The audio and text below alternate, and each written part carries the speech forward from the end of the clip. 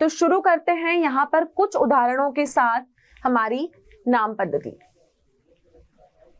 यहाँ पर हमको कुछ कार्बोक्सिलिक अम्लों के नाम और संरचना दी हुई है। तो संरचना मतलब उसका स्ट्रक्चर आपके पास में बना हुआ है। आपको क्या करना है, आपको उसका नाम लिखना है और आपको उसका सामान्य नाम जो है यहाँ पर लिखना है। क्लियर? चलो तो देखो, पहला उदाहरण क्या है? पहला उदाहरण है आपका HCOOH। क्या लिखा है? HCOOH। मैं हमेशा पहले बात करूंगी IUPAC की, बाद में मैं बात करूंगी यहां पर सामान्य नाम की। HCOOH कितने कार्बन? एक कार्बन। एक कार्बन दिख रहा है, ये रहा एक कार्बन। किसी भी चीज में अगर एक कार्बन होता है तो आप सबको पता है कि एक कार्बन को हम मीथेन कहते हैं। ठीक है, अब मैंने आपको क्या बोला कि मीथेन की स्पेलिंग में से ई को हटा दो और उसको मेथेनोइक एसिड कर दो, क्योंकि यहां जो आपको समूह दिया हुआ है वो आपका COOH समूह यहां पर है। तो इसका नाम क्या हुआ? इसका नाम हुआ मेथेनोइक एसिड। ये टेबल आपकी एनसीईआरटी बुक में भी गिवन है। आप चाहे तो इसको नोट डाउन करो, आप चाहे तो अपनी बुक को ओपन करो और सब चीजों को समझते हुए चलो। लेकिन जब हम खुद अपने हाथ से कॉपी में लिख कर देखेंगे तभी हमें सारे स्ट्रक्चर और सबके नाम जो है वो क्लियर होंगे। अब बच्चों, इसका नाम हुआ मेथेनोइक एसिड और अगर मैं इसको हिंदी में लिखूंगी तो मैं इसको बोलूंगी मेथेनोइक अम्ल। क्या बोलूंगी इसको मैं? इसको मैं बोलूंगी मेथेनोइक अम्ल। क्लियर इतना? मेथेनोइक अम्ल। आगे मेथेनोइक एसिड तो इसका हो गया IUPAC नाम। बात कर लेते हैं सामान्य नाम की। अभी अभी मैंने आपको बताया कि ये एक ऐसा एसिड है जो लाल चींटियों के अंदर पाया जाता है और इस एसिड को हम कहते हैं फॉर्मिक एसिड। तो इसको हम क्या बोलेंगे? इसको हम बोलेंगे फॉर्मिक एसिड। और अगर मुझे हिंदी में लिखना होगा तो मैं इसको लिखूंगी फॉर्मिक अम्ल। क्या लिखूंगी? मैं इसको लिखूंगी फॉर्मिक अम्ल। Is it clear? चलिए आगे बढ़ते हैं हम दूसरी संरचना की तरफ। दूसरा नाम दिया हुआ है आपको CH3COOH। गिन के बताओ कार्बन कितने? साफ दिख रहा है हमको कि कार्बन कितने हैं? 2। ठीक है, ये हुआ पहला कार्बन, ये हो गया मेरा दूसरा कार्बन। सब बच्चों को पता है कि कार्बन अगर हमारे पास में 2 होते हैं तो 2 कार्बन को हम इथेन बोलते हैं। तो इसका नाम क्या हुआ? इसका नाम हुआ एथेनोइक एसिड। क्या नाम हुआ? Ethanoic acid. और एथेनोइक एसिड को हम हिंदी में लिखेंगे एथेनोइक अम्ल। क्या लिखेंगे? एथेनोइक अम्ल। क्लियर बच्चों? अब ये एसिड मैंने आपको बोला कि विनेगर में पाया जाता है। अभी थोड़ी देर पहले मैंने आपको बताया कि सिरके में आपका यही वाला एसिड होता है और सिरके में जो एसिड होता है उसका नाम होता है एसिटिक एसिड। क्या नाम होता है? Acetic acid. और एसिटिक एसिड को बच्चों हम हिंदी में बोलेंगे एसिटिक अम्ल। एसिड का मतलब अम्ल होता है, तो जहां जहां हिंदी में लिखना है उसको करते जाइए एसिटिक का अम्ल। इतना क्लियर? चलिए आगे बढ़ते हैं तीसरे नाम की तरफ। तीसरा नाम हमें क्या गिवन है? तीसरे नाम में 1 2 3, मुझे 3 कार्बन दिखे लेकिन मेरे को नंबरिंग यहां से देनी पड़ेगी क्योंकि अभी मैंने आपको बताया कि IUPAC का नियम ये कहता है कि जहां क्रियात्मक समूह लगा है उसको हमेशा पहला नंबर दो। क्लियर? चलिए कितने कार्बन हुए? 3 कार्बन हुए। 3 कार्बन को हम कहते हैं मेथ एथ प्रोप। तो इसका नाम क्या हुआ? इसका IUPAC में नाम हुआ प्रोपेनोइक एसिड। क्या नाम हुआ? इसका नाम हुआ प्रोपेनोइक एसिड। और प्रोपेनोइक एसिड को हम कहेंगे प्रोपेनोइक अम्ल। क्या कहेंगे? प्रोपेनोइक अम्ल।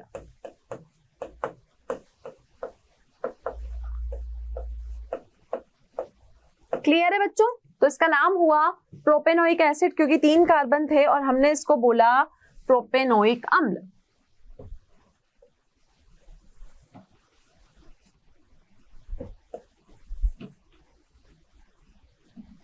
चलिए बात करते हैं इसके सामान्य नाम की। अब प्रोपेनोइक अम्ल होता है, उसका जो सामान्य नाम है वो आपको ध्यान रखना पड़ेगा और इसका सामान्य नाम होगा, अब अगर हमें CH3CH2COOH जो कि हमारा है प्रोपेनोइक एसिड, अगर इस प्रोपेनोइक एसिड का मुझे सामान्य नाम लिखना है तो इसका सामान्य नाम कुछ हद तक इसके जैसा ही है, लेकिन बच्चों जब हम इसको लिखेंगे तो हम इसको लिखेंगे प्रोपियोनिक।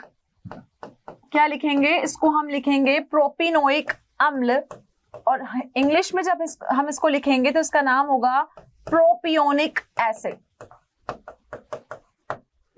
स्पेलिंग में दोनों में फर्क है, यहां हम लिख रहे हैं प्रोपेन की स्पेलिंग में OIC लगा रहे हैं और यहाँ पे हम इसको लिख रहे हैं प्रोपियोनिक एसिड। तो सामान्य नाम और IUPAC नाम में थोड़ा सा डिफरेंस है जो आपको यहाँ पर याद रखने की आवश्यकता है। क्लियर? चलिए अगला एसिड 1 2 3 4। मुझे यहाँ पर 4 कार्बन के समूह नजर आ रहे हैं, तो 4 कार्बन को नंबरिंग देंगे 1 2 3 और 4। क्लियर? अब कार्बन अगर 4 हैं तो इसका मेथ एथ प्रोप ब्यूट, तो इसका नाम क्या हुआ? इसका नाम हुआ ब्यूटेनोइक एसिड। क्या नाम हुआ? इसका नाम हुआ ब्यूटेनोइक एसिड। अब बच्चों अगर मैं इसको हिंदी में लिखती हूं तो मुझे इसको लिखना पड़ेगा ब्यूटेनोइक अम्ल। क्या लिखना पड़ेगा? मुझे इसको लिखना पड़ेगा ब्यूटेनोइक अम्ल। ठीक है? अब इसका जो सामान्य नाम है कुछ कुछ सेम है, थोड़ा सा स्पेलिंग और नाम में फर्क है कि जब हम इसका सामान्य नाम लिखेंगे तो सामान्य नाम इसका होता है ब्यूटायरिक एसिड। क्या होता है? यहां मैंने बोला ब्यूटेनोइक और यहां मैं बोल रही हूं ब्यूटायरिक एसिड, और हिंदी में लिखेंगे तो इसको लिखेंगे ब्यूटायरिक अम्ल। क्या लिखेंगे? ब्यूटायरिक अम्ल। तो इसका नाम क्या हुआ? इसका नाम हुआ ब्यूटायरिक अम्ल। क्लियर? चलिए, तो बच्चों अब हमारे पास फोर्थ कंपाउंड के बाद जो 5th नंबर का कंपाउंड है हम उसकी IUPAC और कॉमन नेमिंग करेंगे। तो देखो ये आपका हो गया 5th, 6th, 7 और 8। अब हम इनके सामान्य नाम और IUPAC नाम की चर्चा करेंगे। तो आप पहला कंपाउंड देख सकते हो CHCOOH के साथ 2 CH3 ग्रुप अटैच है, तो इसके स्ट्रक्चर को हम ऐसे बना सकते हैं। हमने CH3 को हमने लिखा CHCOOH, हमने यहाँ पर लगाया एक CH3 को, एक CH3 ग्रुप को हमने यहाँ लगाया। अब आप देखोगे 1 2 3 3 कार्बन है, 3 कार्बन को हम मेथेट प्रोप बोलेंगे। तो इसका नाम क्या होगा? IUPAC में इसका नाम होगा 2-मेथिल प्रोपेनोइक एसिड। क्या बोलेंगे इसको? 2-मेथिल propanoic acid. Meth eth prop, ठीक है, प्रोपेनोइक अम्ल हुआ। सेकंड नंबर पे आपका मेथिल ग्रुप लगा हुआ है। अब अगर मैं इसके सामान्य नाम की बात करूं तो बच्चों सामान्य नाम, क्योंकि यहाँ पर 4 कार्बन है, CH3 की पोजीशन आइसो वाली है, तो हम इसको बोलेंगे आइसोब्यूटायरिक एसिड। क्या बोलेंगे इसको? इसका नाम होगा आइसोब्यूटायरिक एसिड। क्लियर? आगे बढ़ते हैं। 6th नंबर में आपको 2 COOH ग्रुप दिए हुए हैं, है ना? तो 2 COOH ग्रुप में एक को 1 नंबर दे दो, दूसरे को 2nd नंबर दे दो। तो आप देखोगे 2 कार्बन को हम एथेन बोलते हैं और एथेन में 2 COOH ग्रुप है, तो इसको हम क्या बोलेंगे? इसको हम बोलेंगे एथेन 1,2 डाइओइक एसिड। और नाम क्या लिखेंगे हम इसको हिंदी में? एथेन 1,2 डाइओइक अम्ल।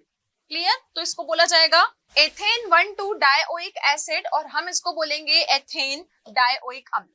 जब हम इसको हिंदी में लिखेंगे तो हम इसको लिख सकते हैं एथेन डाइओइक अम्ल। क्लियर? अब बच्चों ये जो एथेनोइक डाइओइक अम्ल होता है, 2 डाइओइक मतलब 2 आपके एसिड ग्रुप प्रेजेंट है, तो इसको हम बोलते हैं ऑक्सैलिक एसिड। क्या बोलते हैं? Oxalic acid. तो इसका नाम हुआ ऑक्सैलिक अम्ल। आगे आप बढ़ोगे 7th नंबर का जो आपका यहाँ पर संरचना दी हुई है, इसमें आपका CH2 और दोनों के आसपास COOH ग्रुप है, तो टोटल कार्बन कितने हुए? टोटल कार्बन 3 हुए। ठीक है? तो मेथेट प्रोप, इसको हम क्या बोलेंगे? इसको बोलेंगे प्रोपेन डाइओइक अम्ल। प्रोपेन डाइओइक एसिड, हिंदी में लिखेंगे प्रोपेन डाइओइक अम्ल। क्या बोलेंगे? प्रोपेन डाइओइक अम्ल। अब जो ये प्रोपेन डाइओइक अम्ल होता है कि 3 कार्बन है और 2 COOH ग्रुप आपके लगे हुए हैं, तो इसको हम बोलते हैं मायोनिक एसिड। क्या बोलेंगे इसको? ऊपर वाला था ऑक्सैलिक एसिड, 2 COOH ग्रुप थे, यहाँ भी 2 COOH है लेकिन CH3 के साथ हैं, तो इसका नाम हुआ मायोनिक अम्ल। इसका नाम था ऑक्सैलिक अम्ल। क्लियर? क्लियर बच्चों? चलिए अगला है आपका HOOC CH2 अब पहले एक ही CH2 था, अब 2 CH2 हो गए, तो देखो टोटल कार्बन की संख्या हो गई 4। ठीक है, अब टोटल कार्बन 4 हो गए, तो 4 कार्बन को मेथ एथ प्रोप ब्यूट बोला जाएगा, तो इसका नाम हुआ ब्यूटेन डाइओइक अम्ल। इसको क्या बोलेंगे? Butane dioic acid. हिंदी में लिखेंगे हम इसको ब्यूटेन डाइओइक अम्ल।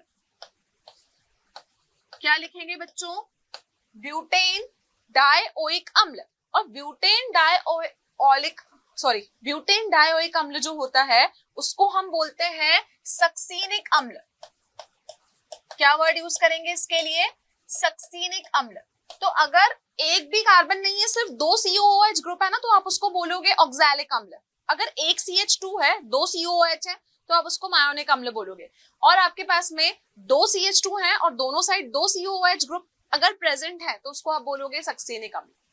क्लियर? तो ये थे बच्चों आपके 5th 6th 7th 8th number वाले कंपाउंड्स। तो अगर हमारे पास में 2 COOH ग्रुप प्रेजेंट है, तो हम उसको सिंपल बोलेंगे ऑक्सैलिक अम्ल। अगर आपके पास COOH ग्रुप के साथ एक ही CH2 है, तो उसको हम मैलोनिक अम्ल बोलेंगे। सॉरी, यहाँ पर हम एक करेक्शन करेंगे, मायोनिक नहीं, हम इसको मैलोनिक अम्ल कहेंगे।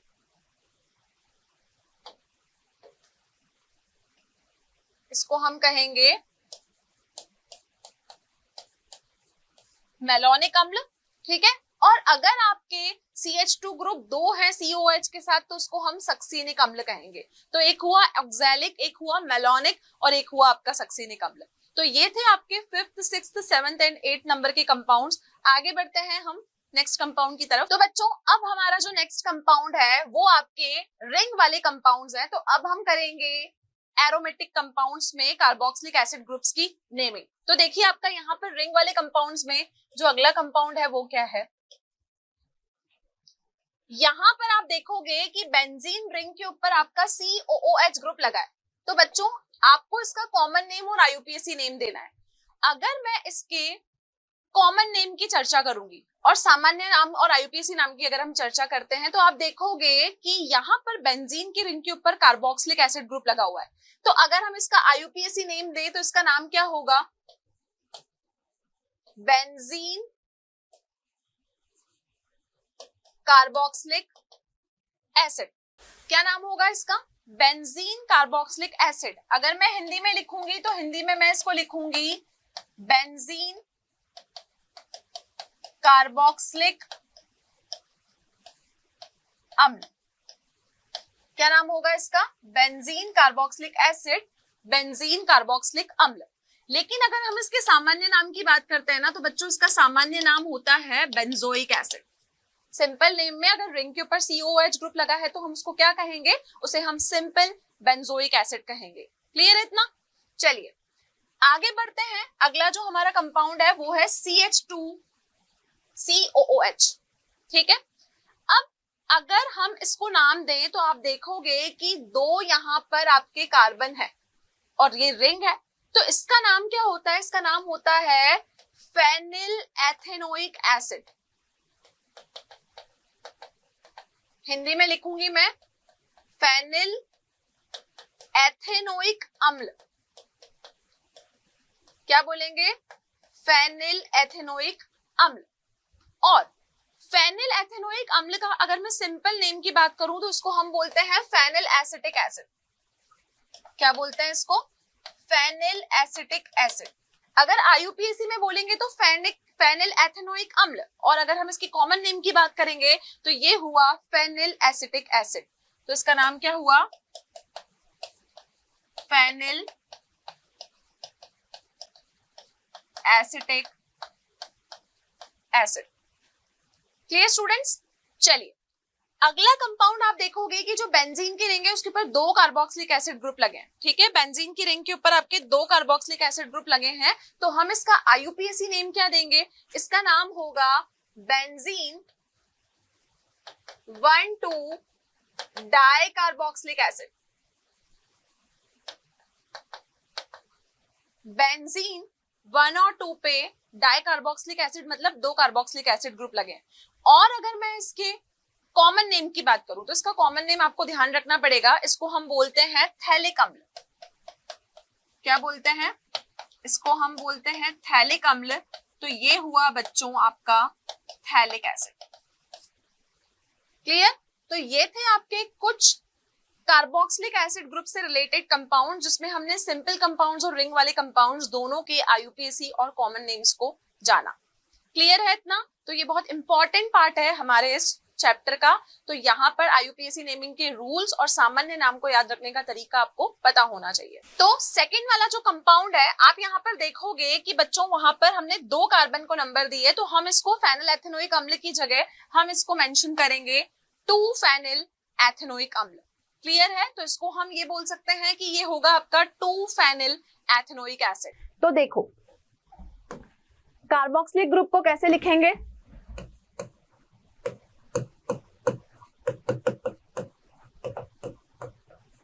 कार्बोक्सिलिक ग्रुप को आप कैसे लिखोगे? आप देखो C डबल बॉन्ड O, ठीक है, एक साइड हो गया आपका OH और एक बॉन्ड को पूरा करने के लिए मैंने यहां लगा दिया H।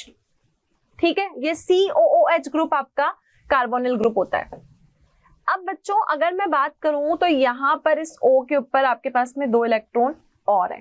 ठीक है, इस कार्बोक्सिलिक एसिड ग्रुप में आप देखोगे कि ये सारा ही स्ट्रक्चर एक ही तल पे है और जितने भी आबंध हैं उनके बीच में यहाँ पर 120 डिग्री का एंगल है। ठीक है, तो आप बोलोगे कि ये सब समान तल पर है और समान तल पर होने के साथ साथ इनके बीच जो आबंध है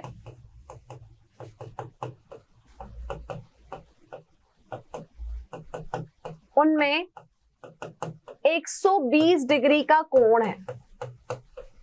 ठीक है, इसका मतलब यहां पर ये जो एंगल है सबके बीच में, इन सारे बॉन्ड्स के बीच में जो आपका एंगल है वो 120 डिग्री का है। ठीक है, अब हम बोलते हैं कि जो कार्बोनिल ग्रुप है या कोई भी हम बोले कार्बोक्सिलिक एसिड ग्रुप है, एल्डिहाइड कीटोन में भी हमने देखा, ये स्थायी क्यों है? क्योंकि जो इनकी अनुनादी संरचनाएं हैं, जो इनके रेजोनेटिंग स्ट्रक्चर्स हैं, वो इनको स्टेबल बनाते हैं। तो देखो अगर मैंने यहां लिखा C डबल बॉन्ड O, इसके 4 इलेक्ट्रॉन, तो होगा क्या? ये अपने इलेक्ट्रॉन अपना बॉन्ड ऑक्सीजन को दे देगा। तो पहली संरचना कैसी होगी देखना, HC, इस O के ऊपर कार्बन पे आ गया पॉजिटिव चार्ज, इसने अपना बॉन्ड इसको दे दिया तो इसके ऊपर आ गया नेगेटिव चार्ज, और यहाँ पर OOH, तो ये क्या करेगा? ये अपना बॉन्ड इसको दे देगा। ठीक है, तो अगली रचना में क्या होगा? HC पे पॉजिटिव, O, यहां आ गया डबल बॉन्ड, यहां बच गए 2 इलेक्ट्रॉन और यहां पर H। तो हुआ क्या? पहली स्थिति में कार्बन ने अपना डबल बॉन्ड ऑक्सीजन को दे दिया, तो अपने 2 इलेक्ट्रॉन उसने दे दिए, तो इसके ऊपर क्या आ गया? इसके ऊपर आपका पॉजिटिव चार्ज आ गया, इस पे आपका नेगेटिव चार्ज आ गया। अगले स्ट्रक्चर में 2 इलेक्ट्रॉन यहाँ शिफ्ट हो गए, यहाँ डबल बॉन्ड हो गया, ऑक्सीजन के पास 2 इलेक्ट्रॉन बच गए। तो ये तो थी पहली संरचना, ये थी दूसरी संरचना। ये दोनों क्या हैं? ये दोनों कार्बोक्सिलिक ग्रुप की अनुनादी संरचनाएं हैं। ठीक है, तो इन अनुनादी संरचनाओं के आधार पर आप एक नई बात क्या कह सकते हो कि ये जो है ये कम इलेक्ट्रॉन रागी होते हैं अपनी संरचनाओं के हिसाब से। तो हम क्या बोलेंगे? ये क्या है? ये कम इलेक्ट्रॉन रागी हैं। क्या है? कम इलेक्ट्रॉन रागी हैं। तो अपनी संरचनाओं के हिसाब से ये कम इलेक्ट्रॉन रागी हैं, और ये जो संरचनाएं आपने बनाई ये इनको क्या बनाते हैं? ये कार्बोक्सिलिक एसिड ग्रुप को स्थायी बनाते हैं।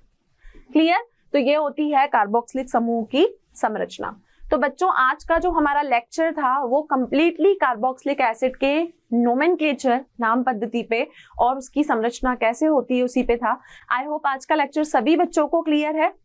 इस टॉपिक से रिलेटेड अगर आपको कोई भी क्वेश्चंस, डीपीपी या कंटेंट की रिक्वायरमेंट है तो आप डाउनलोड कर सकते हैं हमारा मोशन लर्निंग ऐप। जैसा कि आप सब जानते हैं कि हम इस चैप्टर के अंतिम चरण पर हैं, तो अभी हमको कार्बोक्सिलिक एसिड बनते कैसे हैं, उनके भौतिक गुण और रासायनिक अभिक्रिया क्या है, ये भी पढ़ना है, जिसे हम कंटिन्यू करेंगे हमारे नेक्स्ट लेक्चर में। तो हमारे साथ कनेक्टेड रहिए। Thank you so much. Have a great day.